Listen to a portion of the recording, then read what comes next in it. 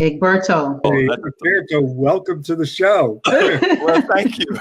That's probably, I was waiting for someone to say, hey, welcome. And how you guys doing today? We are good. We've been talking about deregulation, the over police communities, our personal stories. Yeah, I was listening to my two favorite female criminals. I mean, it was pretty.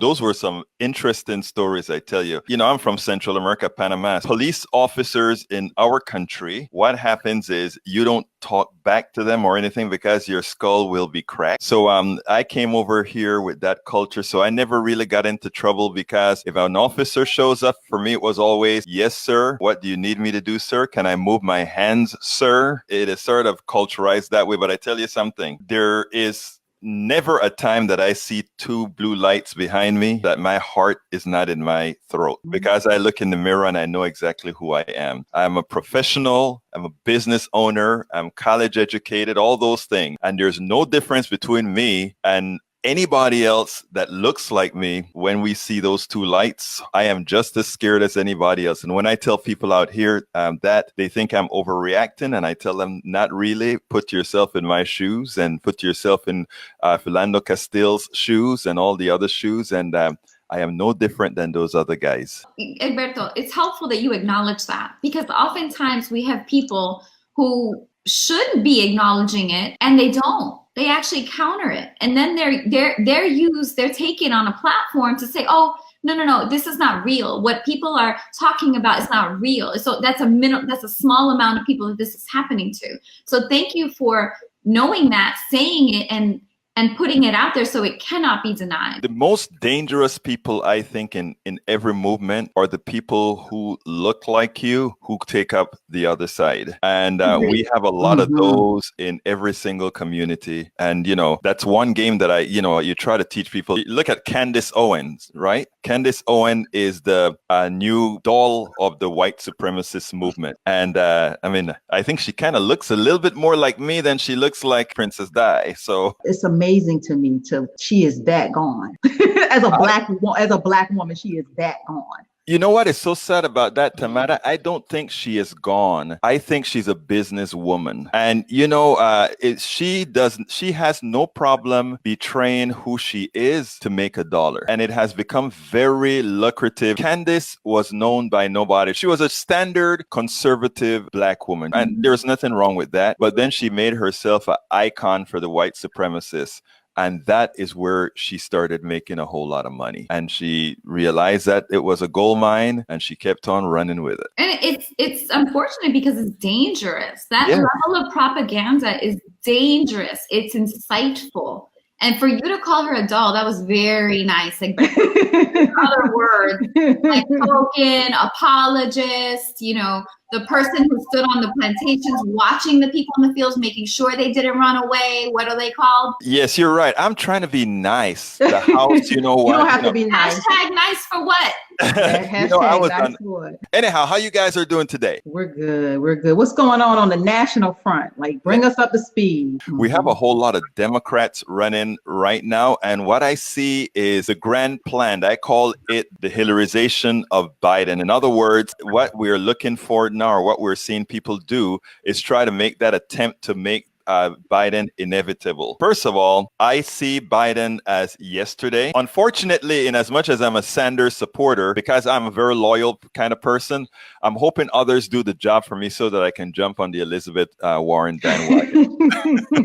What did you say about Elizabeth Warren? I'm almost ready to jump on the Elizabeth Warren bandwagon because I'm so in love with her policy positions. Yeah. I am so in love with what she's doing. And she is the only candidate that's laying out policy by policy and how it should be implemented. That she is the most competent person running is an understatement. Even in the polls that we're seeing right now, of all the majors, she's the only one they show not beating Donald Trump. And I don't believe it. I think she is the most dangerous candidate to the Democrats, in as much as they want to say it's Bernie Sanders or Biden. I think she is the most dangerous candidate because she is the most serious candidate running. What is this about by placing Biden? Is this just, you got to take your turn? There's a line and who they chose. Is that, what is this? It's called the bench. It's Yeah, the bench. I think it's deeper than the bench. Biden is the author of bills that protect credit card company. Biden is right there protecting the status quo. Just like Clinton from the DLC protected the status quo, Biden is just the heir to protect that status quo. In other words, So he's a safe bet, Egberto, is what Yes. you're No, saying? the corporate wing of the Democratic Party, and the one that has been in power since the 1940s.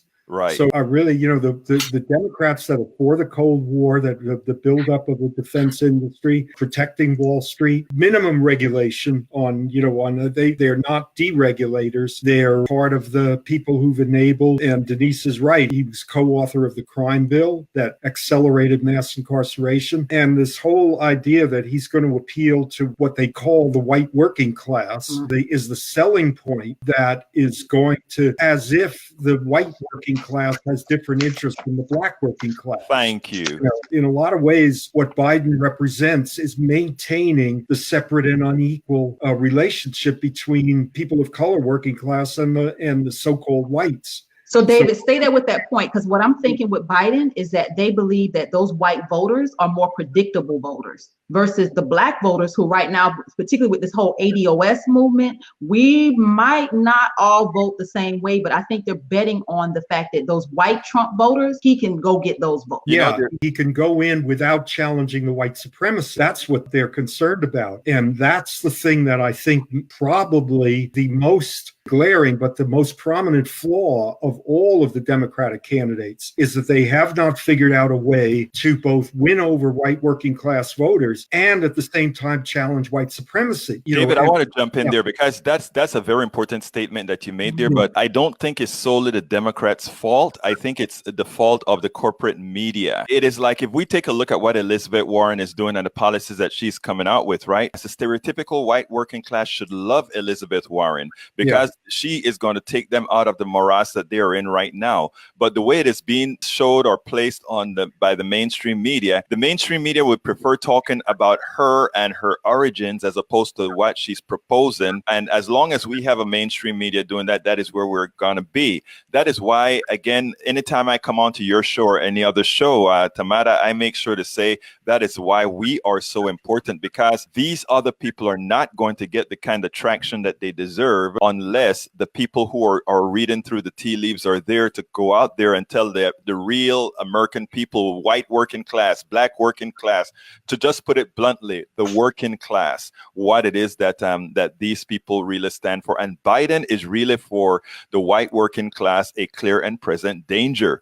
And I think some of us have to be able to make that argument to white people. David, you're a classic person that makes a good poster person to do that. And that is to go out there to white people and say, hey, it's a ruse. The persons that we are really supposed to be looking at are those that are going to support us. And as I did on a couple of shows a few days ago, it's like, white people, I want to tell you something.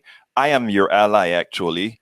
I am your ally, not the supremacists. The supremacists are actually using you. Good point, Egberto. And I want to thank you. That was good. We would have to make sure you use that again. That was good.